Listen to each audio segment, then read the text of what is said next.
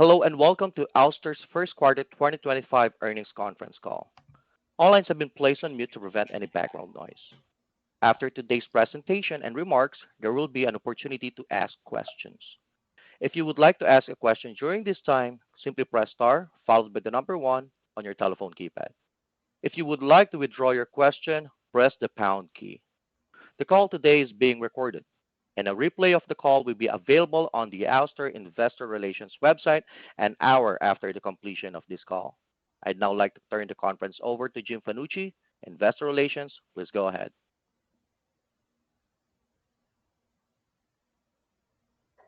Thank you, Operator, and good afternoon, everyone. Thank you for joining our first quarter 2025 earnings call. Today on the call, we have Chief Executive Officer Angus Pacala and current Interim Chief Financial Officer Chen Geng. As a reminder, after the market closed today, Ouster issued its financial news release, which was also furnished on a Form 8-K and is posted in the Investor Relations section of the Ouster website. Today's conference call will also be available for webcast replay in the Investor Relations section of our website. Before I pass the call over to Angus for his opening remarks, I want to remind everyone that on this call, we will make certain forward-looking statements. These include all statements about our competitive position, anticipated industry trends, our business and strategic priorities, and our revenue guidance for the second quarter of 2025. Actual results may differ materially from those contemplated by these forward-looking statements. Factors that could cause actual results and trends to differ materially from those contained in or implied by these forward-looking statements are set forth in the first quarter 2025 financial results release and in the annual and quarterly reports we file with the Securities and Exchange Commission. Any forward-looking statements that we make on this call are based on assumptions as of today, and other than as may be required by law, Ouster assumes no obligation to update any forward-looking statements which speak only as of their respective dates. In today's conference call, we will discuss both GAAP and non-GAAP financial measures. A reconciliation of GAAP to non-GAAP measures is included in the financial results release that was issued today. I would now like to turn the call over to Angus. Hello, everyone, and thank you for joining us today. I'll start with a brief recap of the quarter, an overview of the market, and an update on our strategic priorities. Chen will cover our financial results in more detail before I close with some final thoughts. Our first quarter results demonstrate our commitment to continued operational execution. We reported revenue of $32.6 million and gross margin of 41%, which includes certain patent royalty of $1.5 million. First quarter shipments exceeded 4,700 sensors. Our balance sheet remains one of the strongest in the industry, ending the quarter with $171 million of cash and equivalents with zero debt. During the quarter, we won multi-million-dollar deals across all four of our verticals. Within our smart infrastructure vertical, we expanded our relationship with Laze Pico and signed our largest ever contract for software-attached sales in Europe. Laze will upgrade to Rev 7 along with Ouster Gemini to power real-time people counting, mobility analytics, and perimeter protection.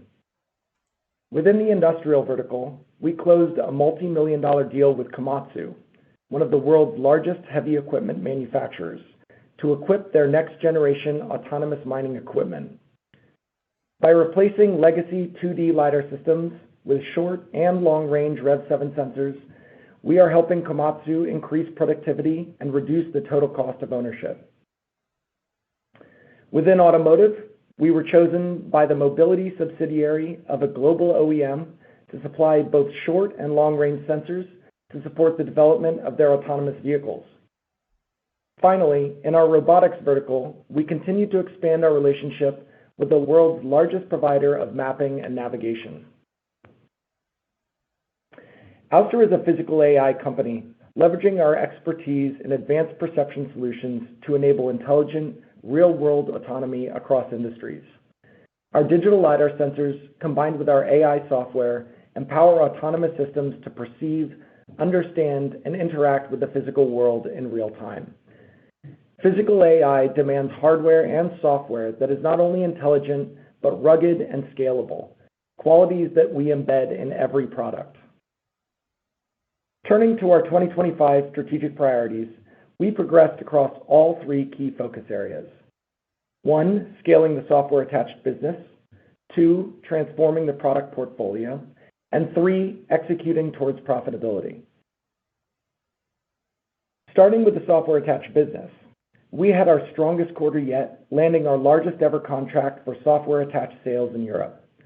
Another highlight of the quarter was our partner, Econolite, winning a 5-year contract with the Utah Department of Transportation to deploy Rev7 and Ouster Blue City to enhance traffic flow, safety, and operational efficiencies at intersections and roadways throughout the state.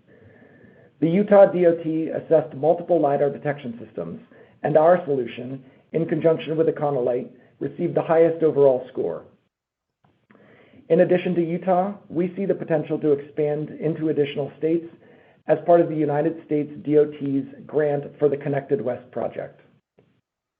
Moving to LiDAR development, we're excited to be transforming our entire product portfolio in 2025 with new hardware, upgraded firmware capabilities, enhanced features in the Ouster SDK, and expanded software functionality. I want to share some updates on a few of these products discussed in our last call.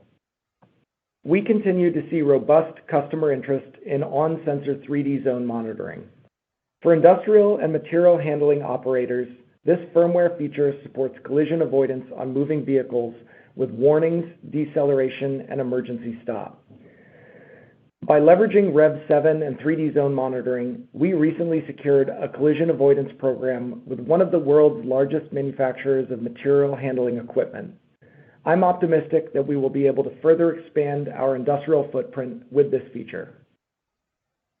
We are also pleased to see rapid customer adoption after the recent launch of our cloud portal for Ouster Gemini, which enables our customers to seamlessly and securely configure, manage, and view all of their LiDAR deployments through a single unified interface.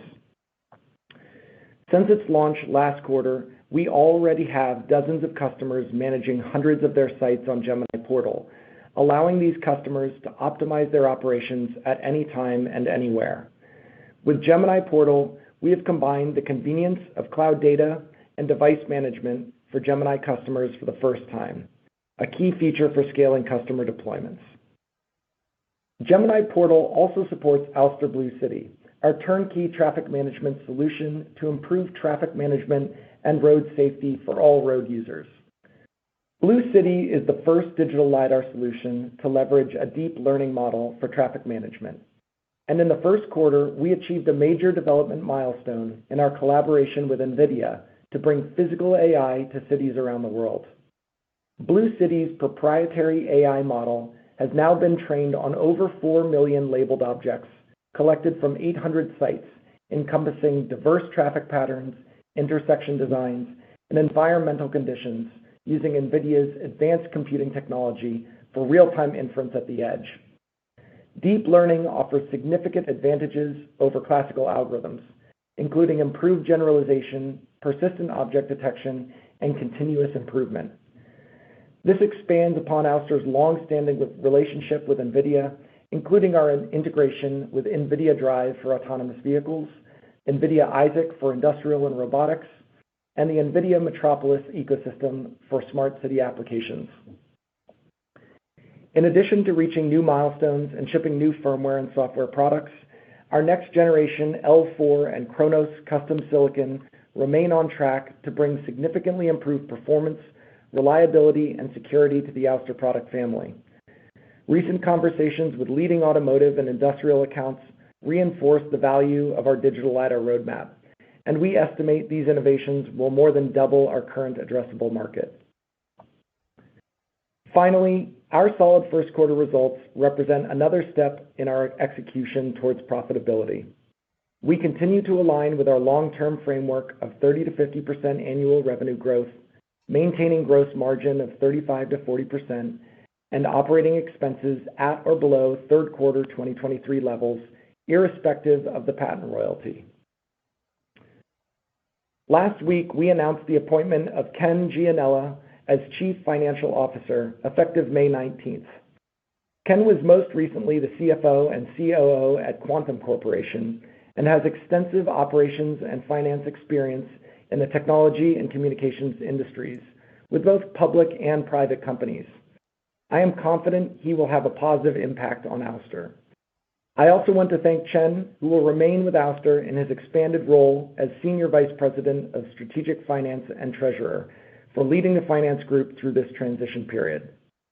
I'll now turn the call over to Chen, who will provide more context on our first quarter financial results. Thank you, Angus, and good afternoon, everyone. In the first quarter, we shipped approximately 4,700 sensors and recognized $32.6 million in revenue. The industrial vertical was the largest contributor to first quarter revenue, followed by automotive.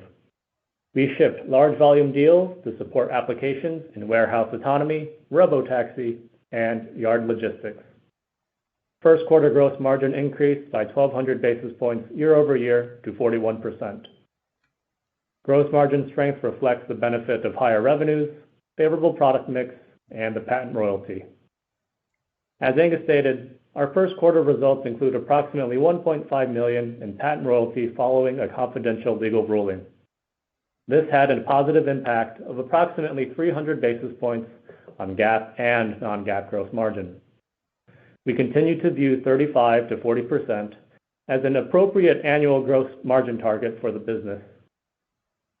For purposes of preparing and presenting our second quarter guidance, we have assumed that we will not have any material revenue from patent royalty.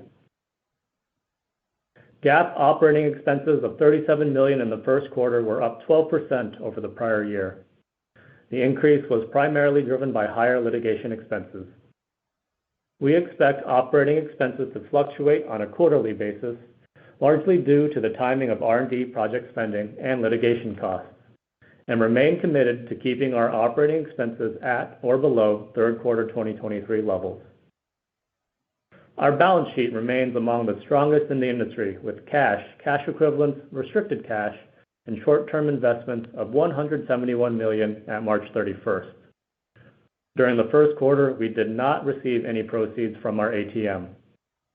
We are pleased with our cash burn rate in the first quarter, which reflects our strong operational execution and prudent balance sheet management. Finally, a quick note on the geopolitical and macroeconomic environment. The landscape is fluid, and we have worked diligently to assess the effect of tariffs on our costs. We are partnering with our customers to mitigate the impact of these changes. Based on what we know today, we do not expect the currently proposed tariff levels to prevent us from achieving our long-term framework. However, there remains a large degree of uncertainty, and we are currently unable to predict how the demand drivers will play out for the rest of the year. Moving to guidance. For the second quarter, we expect to achieve revenue between $32 and $35 million. I'll now turn the call back to Angus for his closing remarks. Thanks, Chen. We are starting off the year on solid footing, delivering our 9th consecutive quarter of meeting or exceeding our guidance and making meaningful progress on all 3 of our 2025 goals. We remain focused on executing towards profitability through the combination of consistent revenue growth, strong gross margins, and stringent control of operating expenses. I'm encouraged to see our business expanding with multi-million-dollar awards from existing customers to support the scaling of their commercialization efforts. We're also seeing a growing number of long-standing Tier 1 customers commit to Ouster for their multi-year production and delivery schedules. The thousands of sensors shipped each quarter and a growing installed base of connected software solutions underscore our customers' confidence in both our product performance and long-term roadmap. These real-world applications exemplify the accelerating adoption of physical AI. Ouster digital LiDAR, combined with AI software, enables machines to perceive, understand, and interact with the physical world in real time. From bustling cities and remote farms to mines, ports, and global supply chains, Ouster is bringing physical AI to life. With that, I'd like to open up the call for Q&A. At this time, I would like to remind everyone, in order to ask a question, press star, then the number 1 on your telephone keypad.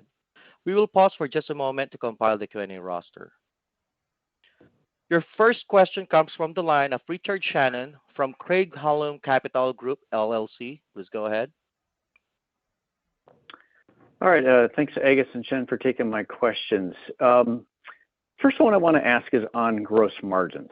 If I look at the pro forma number here, excluding the patents revenues, you're about 43%. This is the third straight quarter you've had above 40%, which is above your 35 to 40% framework here. And while you haven't delineated the software contribution to that, I got to believe it's at least noticeable at this point, given your bookings have been good in this area. So I guess I'm wondering why we haven't seen that gross margin framework move up here. And I guess I'd want to delve into a couple of ways that maybe you're thinking about, and if you could address it, that would be great. Is there some sort of mixed dynamics you're expecting in the future, like with automotive, that could bring that down? And I think you've been clear on what you expect there. Does this give you some room to lower ASPs while keeping that same margin range, or are you worried about tariffs? Maybe you just discuss how those bleed into and why we wouldn't see that framework go up at least at some point in time. Hey, Richard, this is Shen. It's a good question. We're very pleased with the margin performance of the business. We have been trending towards the higher end of our range in the past few quarters. So I would note 35 to 40% we look at on a GAAP basis. So when you look at our GAAP gross margins, adjusted for some of the one-time items that we have seen in the past few quarters, we are at the high end of the range. And we do believe that that is still an appropriate range for the business. On the software contribution side, we're pleased with the tailwinds that we are seeing in software. What we have said is when it becomes a significant part of the business, we will break it out for additional clarity.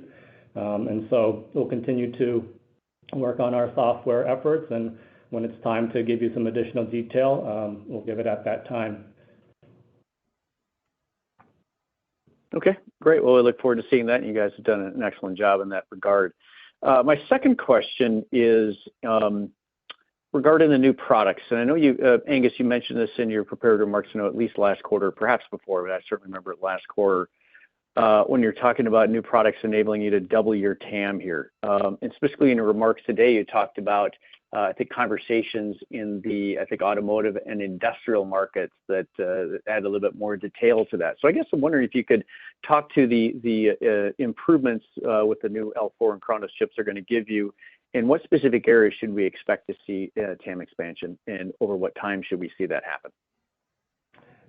Yeah, thanks for the question. And I'm going to talk a little probably in more generalizations than you might want, and there's good reason for it. We don't want to talk about unreleased products before they're real. But what you're hitting on is, while we don't talk publicly about released products, we are able to communicate the incredibly compelling roadmap that we have to our long-standing and important Tier 1 customers on a confidential basis.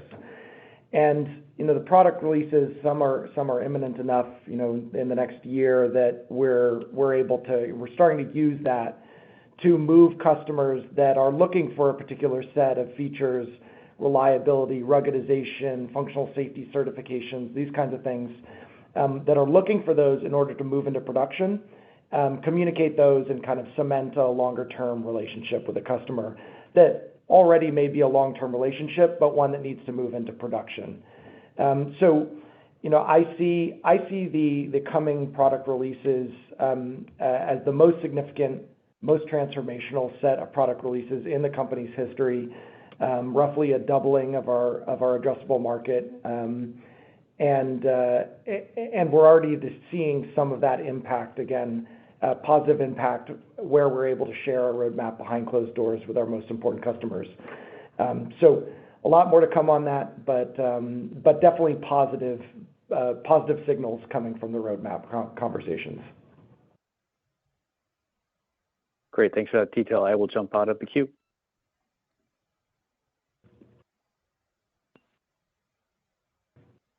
Again, if you would like to ask a question, press star 1 on your telephone keypad. Our next question comes from the line of Colin Rusch from Oppenheimer. Please go ahead. Thanks so much, guys. Could you talk a little bit about the testing process that you're going through with some of these new customers and how it's translating into new awards. As you go a little bit deeper with some of these folks, I assume that process gets a little bit faster, and that you're able to accelerate some of the production orders. Yeah, so that's a great question. Thanks, Colin. So when you're saying a testing process, so there's testing. We do testing with customers basically on an ongoing basis. Every time we release new firmware, new hardware, new software in Gemini or Blue City, there's a certain set of customers that want to take immediate advantage of that new capability. So that's one of the ways that we build these kind of long-standing and trusted relationships with customers is through that testing that just happens all the time. And I think what we've seen is with some of the releases we just had, like the zone monitoring feature set that we announced last quarter, and now we have at some customers. We're testing features that allow customers to move into production for the very first time. So it might be a feature like a ruggedization spec, or an environmental spec, or a dust penetration capability, or a zone monitoring feature that is a requirement of a company. Let's say it's a logistics robotics company or a company like Komatsu that has been working with us for many years, has developed a robust autonomy stack, but needs to check the box on a final couple of features. And we're down to, I'd say, that final couple of features with a lot of customers. And so that testing is proving that they can check those final boxes and expand the scope of their autonomy R&D development into a production type scale. So, and that's a big part of the strategy and the growth outlook for Ouster is that we have so many of these customers' pans in the fire, baking, over the last couple of years, and now we're moving tranches of them into production. So that's going to fuel our growth for years to come. And it's great to be able to communicate about some really high quality customers like Komatsu on this earnings call. I think there's going to be more like that to come, given all the activity we're seeing behind closed doors. Amazing. And then just in warehouse automation specifically, can you just give us an update on how close you are to fully validating functional safety and how quickly that full validation could trigger some new orders? And that's it for me. Thanks.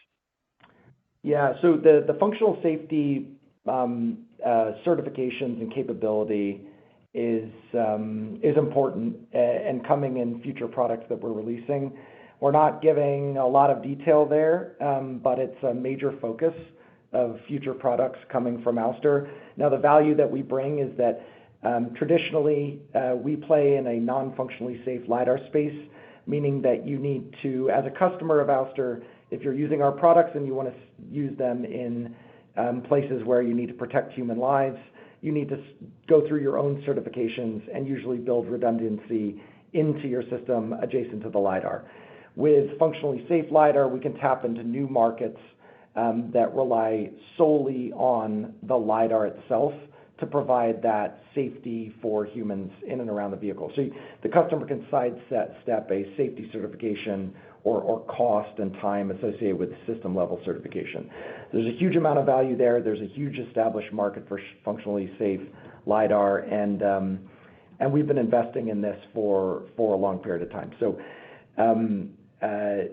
as to when that will make a major impact on Ouster's business, it's coming, but we're not committing to a particular timeline. But given the immense opportunity, there's a huge focus internally here on it.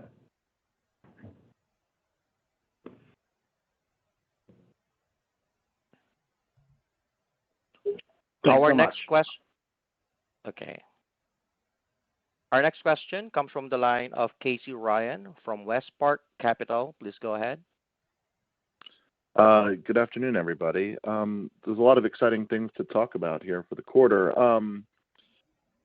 When you mentioned, Shen, you mentioned robotaxis being an area. Could you guys give any color on the region, if it's sort of, global robotaxi opportunities or North America or Europe or any sort of color around what that category means, as we move forward in 2025? Hey, Casey, that's a good question. Yeah, so historically, we've talked about a couple of our robotaxi customers, Motional being one of them, May Mobility being another. I think generally robotaxi as an industry, as a trend, has accelerated over the past 12 months, especially in San Francisco. You see them utilized on a daily basis. It's becoming a real example of physical AI. And so we continue to support that trend, and it's part of Ouster's ability to make physical AI happen.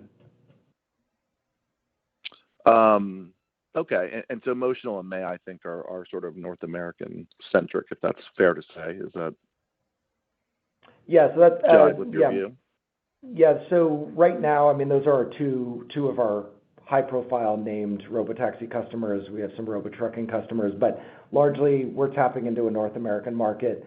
The other big market for robotaxis is a Chinese robotaxi market. We really don't play in that space for a variety of reasons, but we feel we're well positioned in North America. We have some marquee customers there, and there's some positive tailwinds for those customers. I saw just I think last week May Mobility announcing a contract with Uber to get onto their network and expand their offering. So, robotaxis are seeing some positive trends. We're partnered with some of the best companies in the space and looking to expand our reach through them and to new partners all the time. Okay, terrific. You guys also called out warehouse, which is really, obviously a large opportunity and like a really great space. There are lots of different types of equipment in sort of the warehouse space. Should we think about all of those as being opportunities for Ouster, or can we narrow it down to categories, say forklifts or sort of loaders, unloaders, AGVs, sort of these automated things that are moving pallets around? And then I guess I'm also curious, like, is there an opportunity in these things that have a humanoid form factor that may or may not be impactful in warehouses in the next, 12 months, but sort of are all those form factors opportunities for Ouster, or are there specific categories where we should sort of spend our time looking? Yeah, so I mean, a modern warehouse is a bustling hive of activity, and there are many different machines, some autonomous, many driven by a human, all of which are benefiting from increasingly capable and flexible autonomy that is largely, coupled or enabled by LiDAR sensors, and some of them, like driver assistance systems, that significantly reduce accidents in a warehouse, even for human-operated vehicles. So, and we play across all these applications. I mean, this is the core of the thesis at Ouster, is that autonomy is a diverse set of applications that span the entire logistics supply chain of the globe, and it's all getting automated or being improved with assistance systems. And Ouster is incredibly well positioned to capture all of that activity. So, humanoids is kind of the leading edge of the logistics automation in the warehouse. We do have some humanoid customers. You can see some examples of our sensors on some humanoids. I think that's still, it's unclear what the business model and the timeline for humanoids are. So I'm not expecting the adoption of those devices to kind of drive Ouster's business.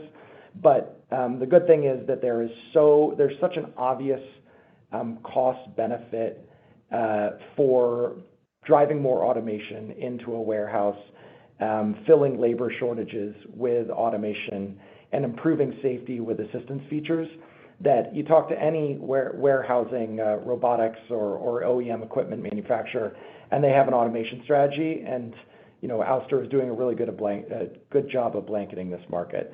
A good example is we were at ProMat just last month, I think, which is a major material handling conference in the United States, and Ouster sensors were on all manner of vehicles and platforms there. So just showing the great job we've had in covering that market. So tons of opportunity. It's one of those practical uses of physical AI today with a clear ROI and technology stack that actually works.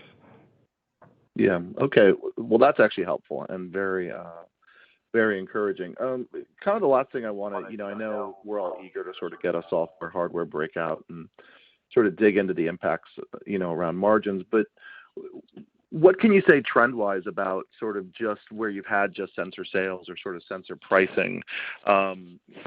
What would you call the environment, I guess, as we get into a little bit higher volumes? Would you say that, pricing's been stable or sort of a natural curve where we see some price reductions? And then as you refresh the product line, does that kind of change what path all that pricing takes? Yeah. So, generally prices go down, not up. Right. And we want to see that. I'm focused as much on maintaining gross margins as making sure that our revenue and our unit shipments are growing. And unit shipments really, in a healthy business where the technology is working for customers, you generally want to see unit shipments rise faster than revenue. And I think we've been able to show that as a business, we've been able to show that as a business. So whenever you're increasing unit shipments faster than revenue, there's a good chance that ASPs are dropping. Now, of course, we have a software attached business that's making it a little more difficult to pull out the numbers. But suffice it to say, we think we're managing the ASP trend well. Here, there's a lot of stickiness in LiDAR, and so there's a lot of kind of relationship building and things that get priced into the value of a LiDAR system that, so it's not just a commoditized piece of hardware where it's pure pricing discussion. But there's also opportunities to unlock new use cases and new markets by offering lower pricing. And I think we're in a position to do that each and every year, that we also lower our costs. And that's what we've been able to do. So I don't think there's anything, any fundamental change to pricing or that's coming down the line. We're doing a good job managing this and enabling our customers' applications, because ultimately they need to be commercially successful, and some of that does come back down to the cost of their platforms. Yeah, Casey, the only thing I would add to the latter half of your question, the impact of future technology certainly does have something to do with ASPs. What you've seen Ouster able to accomplish in the past 2 years since we've rolled out Rev 7 is we've actually seen our ASPs increase, given that customers are able to extract more value proposition out of the product offering that we are providing. And so we have been generally consistent with our expectation that ASPs do decline over time, but our ability to introduce new technology, new revisions to our product, new features, does have a tailwind in terms of supporting our ability to price a value proposition to our customer. Yeah. And I think certainly, sort of from the analyst perspective, right, we're sort of, Angus, as you alluded to, sort of, ASP price drops could actually be really encouraging when units start to jump, right? And there's some, basically halo effect around that. And that all could be maybe enabling. It doesn't sound like price is a barrier to adoption at this point, is sort of one conclusion that I'm trying to drive to from this conversation, which is, our sensors aren't limiting people's demand. It's sort of an evolution of technology. And, as people get to volume, you guys sound like you're well positioned to sort of meet that demand, I guess, from a price, hardware price component, I guess, perspective. That's right. That's right. For the majority of our customers, the economics are not what is holding back them expanding their volumes. That's a good conclusion. Right. Yeah. Yeah. Okay. Great. Thank you. A lot of exciting things. Great quarter. And thanks for taking my questions. Your next question comes from the line of Kevin Garrigan from Rosenblatt Securities. Please go ahead. Yeah. Hey, Angus. Hey, Chen. Thanks for taking my questions, and congrats on the strong results. Angus, you talked earlier about having a lot of pans in the fire, and you announced a few new multi-million-dollar deals recently. Is LiDAR adoption kind of happening faster than you would have thought maybe a year or two ago, or has it been, pretty much on par with what you're thinking? Well, that's a good question. I'm nearing my 10-year anniversary at Ouster, So, I think you have to be impatient to run a company like this and keep pushing. And so there's one side of things where we all thought we were going to riding around in like flying cars that were autonomous in 2018, and that didn't happen. But on the other hand, we are tracking to our long-term model, our revenue growth, and seeing, just a ton of positivity in the field of autonomy, in the field of physical AI, what's going on with NVIDIA, with edge capability, with the advancements in AI, are making these systems more capable, more affordable, and faster to market. And so there's definitely a lot of positivity, and that's underpinning Ouster's entire business. So nothing can ever happen fast enough, and yet I also think we're doing everything we can to speed things along with our investments in software and the SDK and peripheral features in the support we provide our customers. So I think we're maximizing the speed that things are being adopted, and it's nothing but kind of a positive outlook for the entire industry. Yeah, that makes a ton of sense.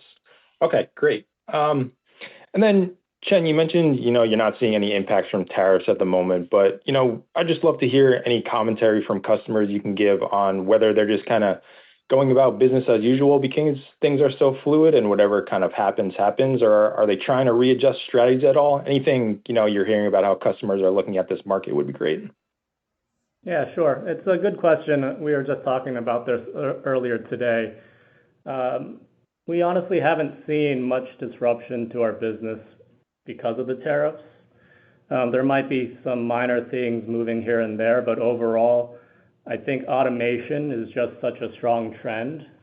And again, it goes back to the value proposition that we provide with our hardware, with our software, where these tariffs at the current level are not significantly impacting the business. Difficult to predict how things evolve from here, but we feel pretty confident that we'll be able to execute the business plan with the status quo. Okay, great. Thanks, guys. Our final question comes from the line of Richard Shannon, Craig-Hallum Capital Group, LLC. Please go ahead.